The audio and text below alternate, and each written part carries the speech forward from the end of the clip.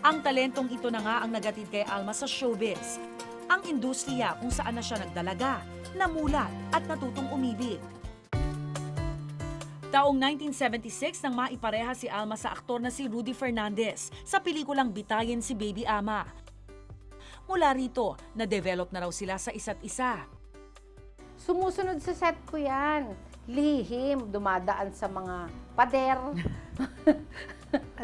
Ang maganda sa kanya, kuntsaba niya, yung mga crew.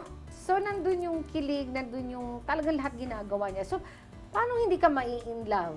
During that time, tutol pa ang parents ni Alma kay Rudy. Pero alam mo naman, sabi nga, pag talagang gusto mo, gagawa ka ng paraan. Nagbunga ang pagmamahalan ni na Alma at Rudy, ang artistang si Mark Anthony. Paano nabago ang buhay niyo when you had Mark? Yan yung pinakamahirap na mag-decision namin pareho na bueno. Kung aaminin ko ba sa publiko noon, kasi time na ang career ko is ang taas. Mas ayokong lokohin ng publiko. Yun ang naging desisyon namin. Aminin. Bagamat may anak na sina Rudy at Alma, nauwi pa rin ang kanilang relasyon sa hiwalayan. Inakala nga noon ni Alma na tuluyan na siyang magiging single mom. Sa edad nyo yan, wala pa kayong asawa, wala pa kayong anak, mailap kayo sa babae. Hanggang ngayon, hindi pa kayo nakakatikim ng halik. Pero may muli raw nagbigay ng ngiti kay Ness, ang comedy king na si Dolphy.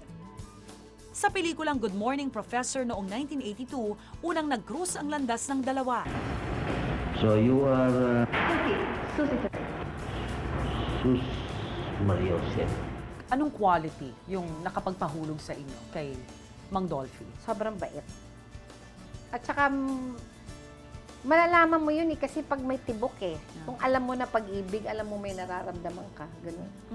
Ganun kami ni Dolphy. At syempre, ang bunga ho ng inyong Bando. relasyon, band-off naman. At nagpapasalamat yun, paulit-ulit ko sinasabi yun. Thank you dahil sobra niyang paborito si Vandolph. Love na love yung anak ko. Halos 8 taon din daw silang nagsama ni Dolphy. Pero sa ikalawang pagkakataon, muling nasawi sa pag-ibig si Alma.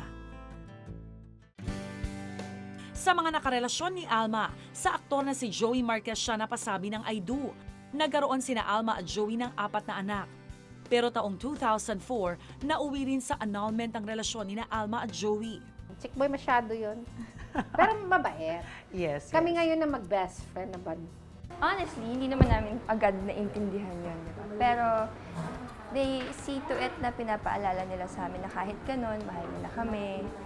And wala namang magbabago Mukhang lantaran na umano ang relasyon sa pagitan ni na Alma at Gerald. Naging laman muli ng intriga noon si Alma nang malink siya sa nakababatang aktor na si Gerald Madrid.